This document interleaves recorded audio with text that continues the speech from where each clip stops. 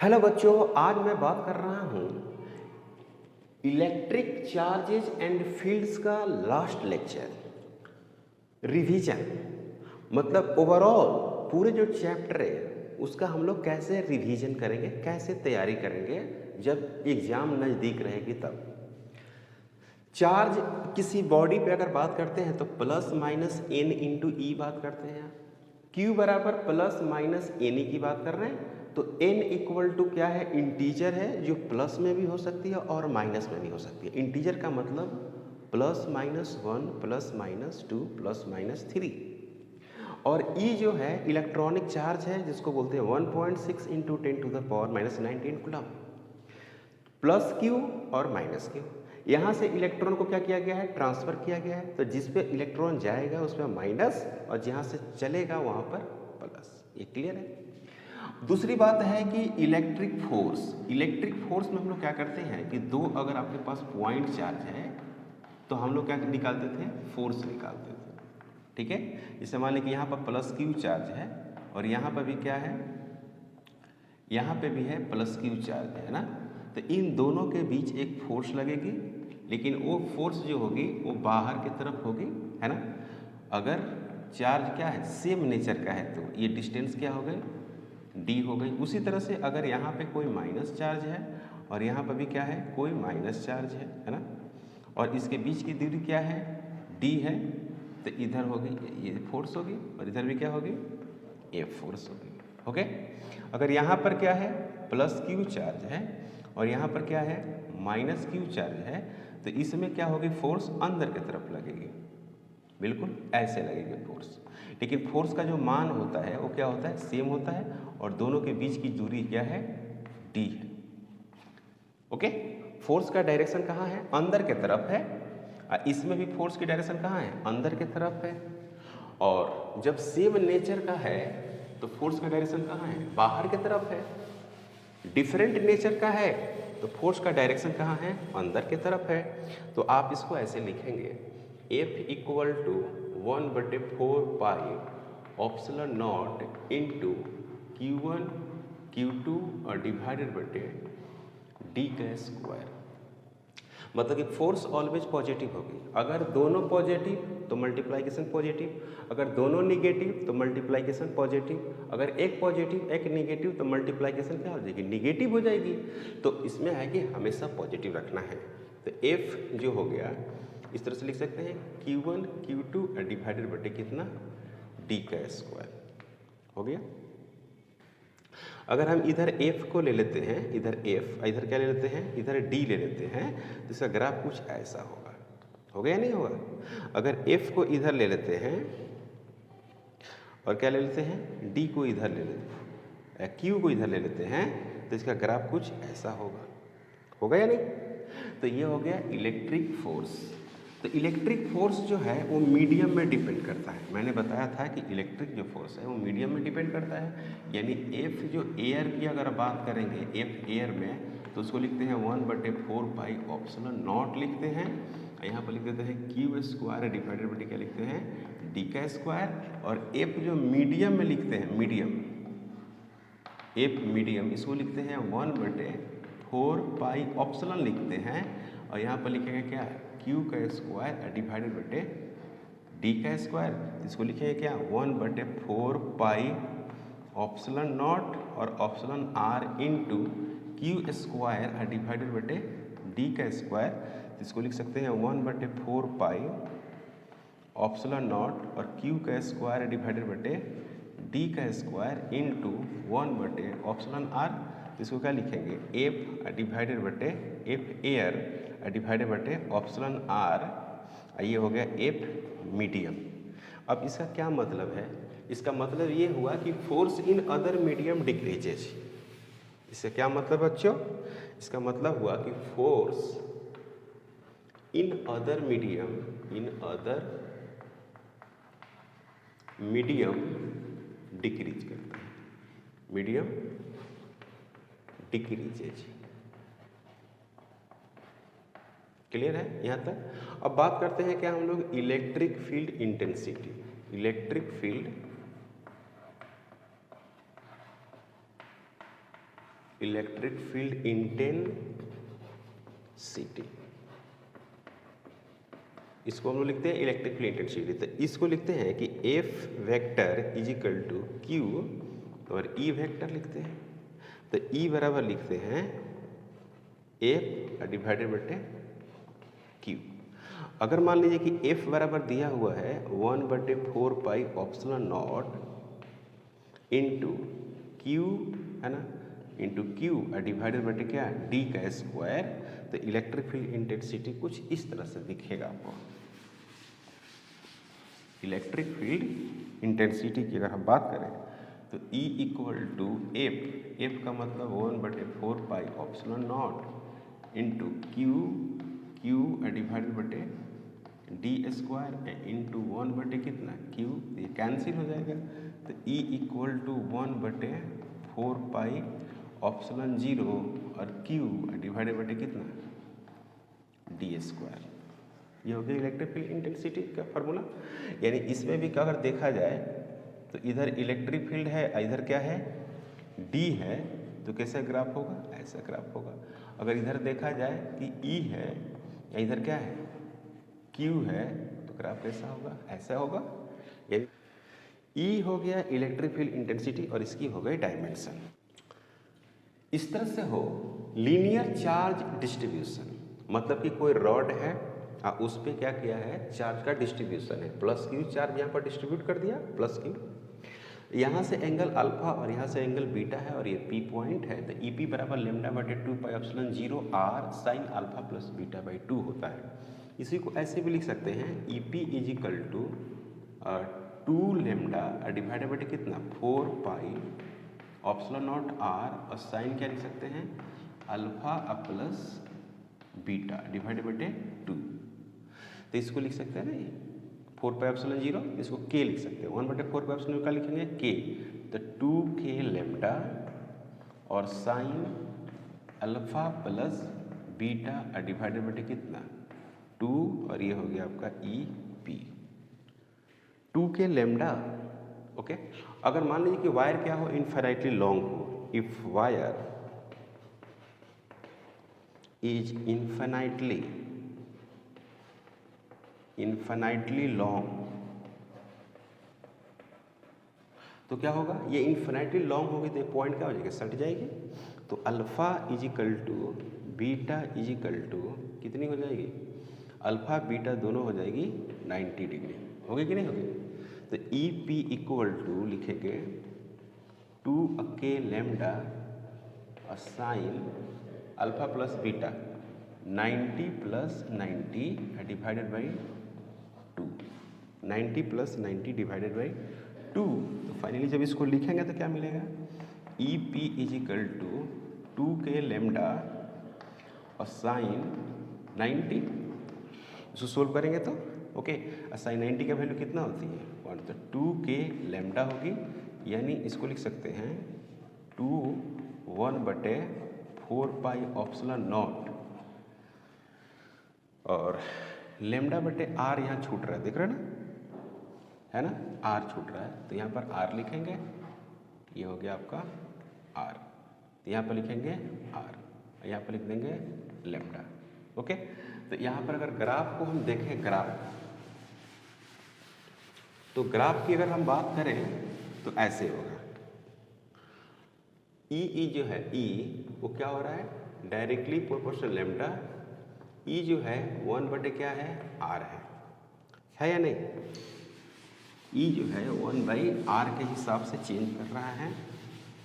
तो आपको इसको लिखना होगा ऐसे, ई इधर रखते हैं ई और यहाँ पर रखते हैं क्या आर, तो ये होगा ऐसे, ये हो गया ई, इधर क्या हो गया लेमडा। अब मान लीजिए कि होलो स्फीयर की बात करें, होलो स्फीयर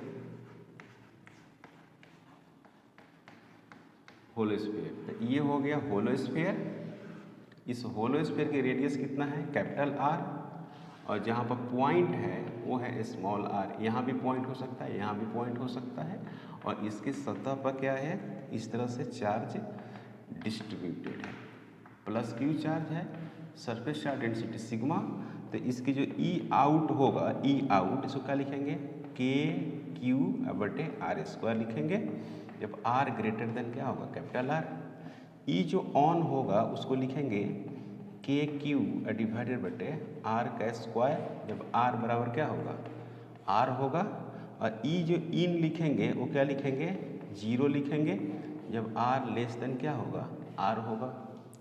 अब इसकी हम लोग ग्राफ बात करते हैं। ग्राफ काफ़ी इंपॉर्टेंट है, इसकी ग्राफ आपको मैंने डिस्कशन भी किया है, लेक्चर में हमने डिस्कशन किया है। तो ई हो गया आपका इलेक्ट्रिक फील्ड जो है, ई है, इधर कौन है, इधर आर है, तो ये हो गया आपका इन साइड वाला, और एक बार एक बढ़ जाएगा और एक बार से घटने लगेगा। तो ये हो गया आर बराबर आर, ये हो गया R greater than capital R, ये हो गया आर लेस देन आर, ये हो गया आपको ई इन, ये हो गया आपको ई ऑन सतह हो गया, और ई हो गया आपका ई आउट। क्लियर है। उसी तरह से आपको बात करना है electric field intensity due to solid sphere. Solid sphere इसको लिखते हैं क्या, सॉलिड स्फीयर। तो सॉलिड स्फीयर में क्या है कि ये आपको एक सॉलिड स्फीयर हो गया, इस पे चारों तरफ चार्ज डिस्ट्रीब्यूटेड है, आपको पता है, इस तरह से चार्ज डिस्ट्रीब्यूटेड है। इसकी रेडियस कितने हो गए, कैपिटल आर। यहाँ पर क्या है, पॉइंट है जो आर है, यहाँ पर भी निकालना है, यहाँ पर भी निकालना है ना। तो ई जो आउट होगा और ई ऑन होगा, जैसे होलो स्फीयर पे था ना वैसे ही होगा। जिस तरह से होलो स्फीयर का वैल्यूज है सेम टू सेम इसका भी वैल्यू होगा। तो ई जो आउट होगा, ई आउट, उसमें लिखेंगे क्या, के क्यू डिवाइडेड बटे क्या लिखेंगे, आर स्क्वायर, और आर ग्रेटर देन आर, है ना। ई जो ऑन लिखेंगे, ई ऑन, वो लिखेंगे क्या, के क्यू बटे आर का स्क्वायर, और आर बराबर क्या लिखेंगे, आर। और ई इन जो लिखेंगे वो क्या लिखेंगे, के क्यू आर डिवाइडेड बटे आर का क्यूब, ये लिखेंगे are less than are.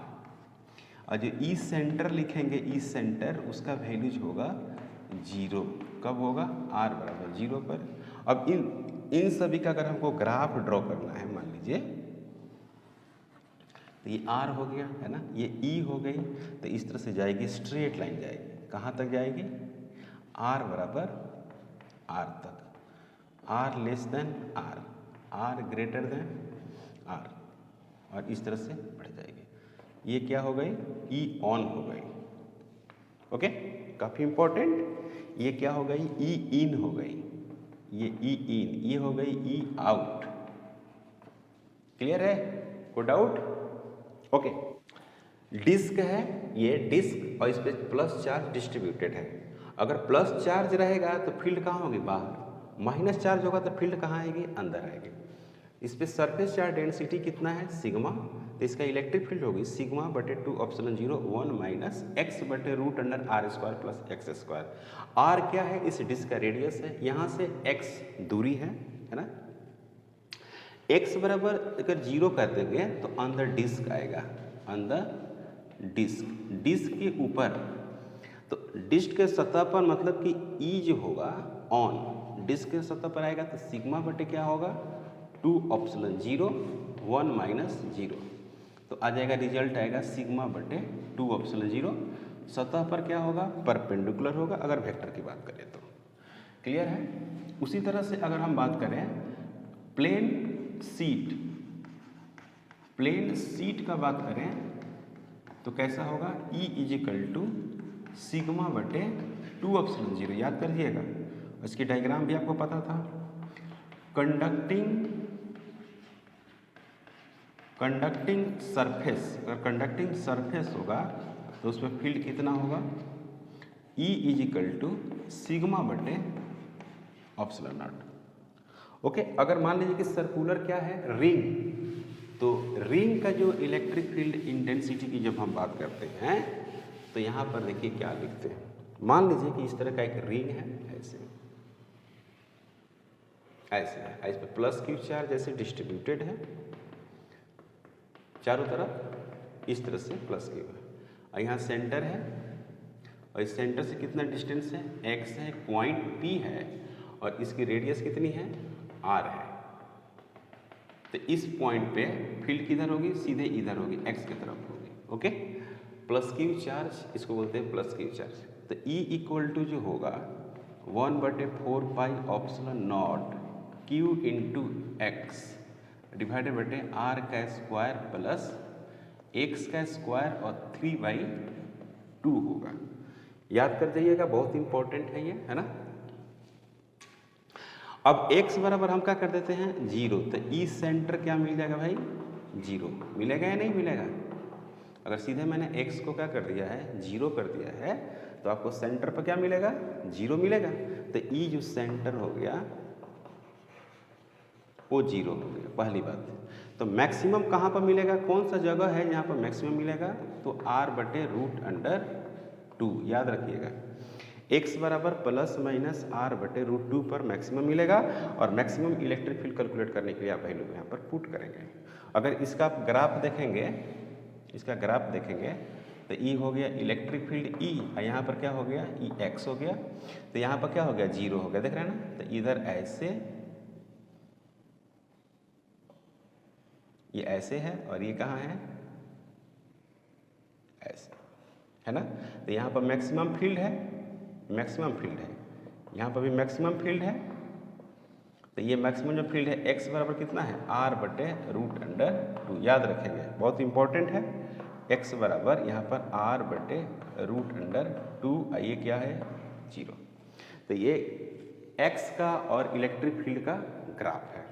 Okay, segment of ring, एक छोटा सा रिंग का टुकड़ा है, उसके चलते हमको P पॉइंट पर इलेक्ट्रिक फील्ड इंटेंसिटी निकालना है। तो EP बराबर 2k λ/r sin α/2। अब बात करते हैं क्या, इलेक्ट्रिक फ्लक्स। इलेक्ट्रिक जो फ्लक्स हमने बताया था आपको, वो बताया था phi E equal to Q/ε0। Sorry, ये तो गॉस हो गया, इस तरह से बताया था E vector dot A vector. तो इसको मैंने लिखा था EA cos थीटा। अगर थीटा दिया हो तो इसका इस्तेमाल करेंगे, और अगर मान लीजिए कि यूनिट वेक्टर के टर्म में दिया हो E इजिकल टू, मान लीजिए ऐसे दिया हुआ phi E vector dot A vector, और यहाँ पर E दिया हुआ है EX I cap plus EY J cap plus EZ K cap. उसी तरह से दिया हुआ है A vector is equal to AX I cap plus AY J cap plus AZ K cap. तो क्या करेंगे, इसको पुट करके हम लोग यूनिट वेक्टर के हिसाब से निकालेंगे। इसमें आपको पता है कि I dot I is equal to 1 होता है और J डॉट J 1 होता है और K डॉट K ये क्या होता है, 1 होता है। I डॉट J 0 होता है, डिसिमिलर वाला 0 होता है। तो इससे आप निकालिएगा। अगर इलेक्ट्रिक फील्ड जो है ना वैरी कर रही है, तो आप ऐसे इंटीग्रल फॉर्म में भी इसको लिख सकते हैं, E dot dA integral form में लिख सकते हैं। ओके, इसी में हम लोग को पढ़ना था, एक था गॉस लॉ। क्या था, गॉस लॉ। तो ये होता है कि फाई जो नेट होता है वो Q इनक्लोज्ड बटे एप्सिलॉन नॉट होता है। जितने भी चार्ज को क्या करेगा, इनक्लोज्ड करेगा, मतलब कि जितने भी चार्ज उसके अंदर आएंगे उन सभी चार्ज के सम को क्या कर देते हैं, और डिवाइड कर देते हैं। यानी फाई जो नेट होगा, फाई नेट वो हो गया समेशन क्या, Q डिवाइडेड बटे एप्सिलॉन नॉट। जैसे इस तरह से है, आपको Q1 है, Q2 है, यहाँ पर क्या है, Q3 है, इस तरह से। ओके, तो अगर मान लीजिए सबका फ्लक्स आप निकालना चाहते हैं, जैसे इसमें निकालना चाहते हैं फाई 1 है, इसमें निकालना चाहते हैं तो ये फाई 2 है, इसमें निकालना चाहते हैं तो ये फाई 3 है। देखिए फाई 1 में कितना कितना चार्ज है, ये फाई 1 का स्फीयर है, Q1 है और Q2 है। यहाँ पर मान लीजिए Q4 है, यहाँ पर Q1 और Q2 है। तो यहाँ पर क्या है, Q1 प्लस Q2 डिवाइडेड बटे क्या लिखेंगे, एप्सिलॉन नॉट। उसके बाद यहाँ पर फाई 2 है, तो फाई 2 में देखिए तो क्या है, phi2 में सिर्फ एक ही चार्ज है, वो है Q1, तो लिख देंगे क्या, Q1 बटे ऑप्सिलॉन नॉट। phi3 में अगर लिखेंगे phi3 में, तो phi3 में कितना चार्ज है, ये देखो घेरा हुआ में Q3 ही चार्ज है, तो सिर्फ Q3 लिखेंगे बटे ऑप्सिलॉन नॉट। अब देखो Q4 जो है किसी स्फीयर के अंदर नहीं आया था, किसी भी गॉसियन सरफेस के अंदर आया था, नहीं आया था, तो इसीलिए मैंने इसको इंक्लूड नहीं किया, Q4 को मैंने नहीं माना। यहाँ तक कोई डाउट? कोई डाउट नहीं, ओके। L इंटू क्यू लिखते हैं, यूनिट क्या लिखेंगे, कूलम मीटर लिखेंगे, ओके। अब electric field when point x axis पर हो तो क्या लिखेंगे, 1/4 पाई ऑप्सिलॉन 0 2p डिवाइडेड बटे क्या लिखेंगे, r3। अगर इलेक्ट्रिक फील्ड y एक्सिस पर हो तो क्या लिखेंगे, 1/4 पाई ऑप्सिलॉन 0 p बटे क्या लिखेंगे बच्चों, r3। क्लियर है, ये इंपॉर्टेंट बात है। अब है क्या कि इसमें हम लिखते हैं क्या, torque, torque due to electric dipole, torque due to electric dipole. तो torque due to electric dipole लिखेंगे तो टाउ बराबर लिखते हैं PE और क्या लिखते हैं, साइन थीटा, ओके। और उसके बाद लिखते हैं क्या, टाइम पीरियड, टाइम पीरियड जो लिखते हैं वो T बराबर लिखते हैं 2 पाई रूट अंडर I बटे PE, ऐसे लिखते हैं। I बटे क्या लिखते हैं, PE, ओमेगा इजिकल टू लिखते हैं रूट अंडर PE बटे क्या लिखते हैं, PE बटे I। इस तरह से फ्रीक्वेंसी लिखते हैं जो 1 बटे क्या होता है, T होता है, तो 1/2 pi root under PE divided बटे I। इस तरह से फार्मूला है, ओके। और यहीं पे मैं इलेक्ट्रिक चार्जेज एंड फील्ड्स के लेक्चर खत्म होता है। अब नेक्स्ट में हम लोग क्या करेंगे, एनसीईआरटी का सलूशन करेंगे इस चैप्टर का, फिर उसके बाद हम लोग दूसरे चैप्टर में आएंगे। अगर आप हमारे चैनल पर नए हैं प्लीज़ सब्सक्राइब करें, शेयर करें, कमेंट जरूर करें कि आप हमारी बातों को कितना समझ रहे हैं, ओके, और आपको हम कितना प्रोवाइड कर सकते हैं कंसेप्ट को। Thank you.